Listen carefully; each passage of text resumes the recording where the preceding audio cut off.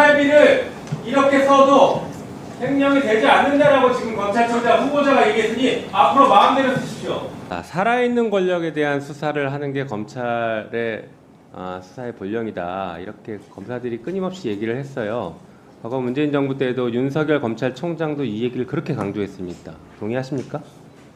예, 살아있는 권력이든 어떤 권력이든 동일한 법과 원칙에 따라서 수사를 해야 된다고 생각합니다. 지금 대한민국 검찰은 살아있는 권력에 대해서 동일한 잣대로 수사하고 있다고 보고 평가하십니까? 모든 수사를 검사들이 사명감을 갖고 법과 원칙에 따라서 하고 있다고 생각합니다. 네. 그러니까 국민의 눈높이와 동떨어진 인식을 하고 있으니까 검찰이 이렇게 망가진 겁니다. 검찰총장 후보자마저도 이 자리에서 국민 면접을 보는 이 자리에서 지금 대한민국 검찰이 국민 눈높이에 맞게 모든 사람을 법과 원칙에 따라 공정하게 수사하고 있다고요? 그렇게 인식하시니까 검찰이 이렇게 망가지고 있고 국민들로부터 신뢰를 얻지 못하고 있는 것입니다. 적어도 이 자리에서는 후보자께서는 국민 눈높이에 맞지 않은 부분이 있다라고 하면 제가 총장이 돼서 바꿔보겠습니다. 이런 결기를 보이셔야지. 여전히 지금 선배들이 한 거랑 똑같은 행동, 똑같은 태도로 이 자리에 임하시면 아무것도 달라지지 않아요. 자, 특활비 얘기를 잠깐 해볼까요?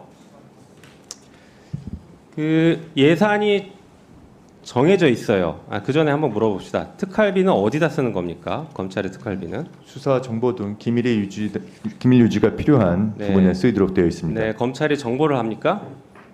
범죄 첩보는 수집할 수 있습니다. 무슨 근거로 할 수 있어요? 법에 그렇게 하게 돼 있어요? 수사를 위해서는 당연히 첩보 수집, 내사 단계가 전제가 되는 것입니다. 네, 그게 법에 돼 있냐고요. 법적 근거를 가져와 보십시오. 첩보 수집할 수 있는지, 그리고 거기에 특활비를 쓸 수 있는지 한번 근거를 대보세요. 자, 그 다음에 특활비 어디다 씁니까? 구체적으로. 구체적으로 지금 어디에 쓰자는 말씀인지 어느 분야에 어떻게 쓰냐는 말씀이신가요? 어떨 때 특활비 쓰는지 예를 하나만 들어보세요. 예를 들면은 이제 마약 수사 같은 경우에는 주로 다크웹에서 거래가 이루어지니까 마약 수사 빼고 다른데. 보이스피싱이나 이런 부분에 있어서도 수사에 특활비가 필요한 부분이 있습니다. 해외에서 지금 범죄자들이 해외에 있거나 그러면은 추적을 위해서도 특활비가 사용될 수 있습니다. 예, 특활비가 아니어도 충분히 쓸 수 있을 것 같은데요. 그런 돈들은 꼭 기밀을 요하는 건 아니잖아요. 돈을 쓰는 건 똑같은데. 아니 근데 지금 나머지 누구한테 기밀을 요하는 겁니까? 검사들 빼고 모든 사람에게 기밀을 요하는 돈입니까 이게? 그렇지 않습니다. 네. 자, 그러면 특활비 용도에 쓰지 않고 다른 곳에 유용해서 썼다라고 하면 횡령죄가 됩니까 안 됩니까? 그거는 제가 위원님 정확한 상황을 모르는 상황에서 그냥 위원님 말씀만 듣고 답변드리기 어렵습니다. 예산의 항목 자체가 용도가 엄격하게 제한되어 있는 건 맞습니까? 특활비가? 수사 기밀 또 정보 수집 등이 필요한 분야에 쓰이도록 되어 있습니다. 엄격하게 제한되어 있는 건 맞아요? 딱 거기만 쓰게?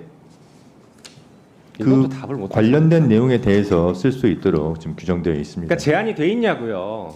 특활비의 용도는 제한이 되어 있죠. 그렇죠. 자, 제한되어 있는 용도가 제한되어 있는데 예산 항목을 유용하면 불법 영득 의사가 인정된다가 대법원 판례입니다. 특활비 용도대로 쓰지 않으면 횡령죄이고요. 경우에 따라서는 국고 손실죄가 됩니다. 특가법상. 실제로 국정원장이 특활비를 당시 이제 박근혜 대통령에게 뇌물로 준 사건에서 뇌물죄는 무죄가 나왔지만 특활비를 횡령한 사실은 인정이 됐어요. 그리고 박근혜 대통령도 횡령 금액을 서로 나눈 것은 공범 간에 나눈 것에 불과하다. 그래서 박근혜 대통령마저도 특활비 횡령의 공범으로 봤습니다. 알고 계세요? 예, 그런 판결이 있던 걸 알고 있습니다. 그러니까 특활비를 제대로 안 쓰면은 횡령죄가 성립하고 만약에 후보자가 그렇게 했으면 후보자에게도 횡령죄가 성립되는 것이겠죠. 잠깐 화면 보시죠. 네. 자, 보니까 동부지검장 시절에 1억 2,781만 원을 사용했어요. 2021년 9월 달에. 이때 보니까 그 추석을 앞둔 시점이고 이 무렵에 1,160만 원을 전액 현금으로 인출해서 17개의 돈 봉투에 담아서 누군가에게 줬다라고 되는데 이거 어디다 썼습니까? 이때 무슨 수사 있었어요? 연중 수사는 계속되고 있습니다. 이때 무슨 수사가 있었는데 이때 집중해서 주나요? 다음 볼까요? 그 다음에 보니까 또 설 연휴 2022년 1월 설 무렵에 1,350만 원을 현금 인출했었어요. 이때 어디 썼어요? 제가 구체적으로 자, 당시에 다음 보여주시죠. 그 다음 보여주세요. 그 다음 넘겨주세요. 자, 보세요. 아까 마약 수사했죠. 마약 수사는 2억 원이 지금 특활비입니다. 배정된 게. 여길 넘어서서 썼으면 횡령죄예요. 그리고 형사부 등 수사 지원은 50억인데 이걸 넘어서 썼으면 횡령입니다. 여기서 어디다 썼는지를 한번 말씀해 보세요. 이 항목대로 썼어요?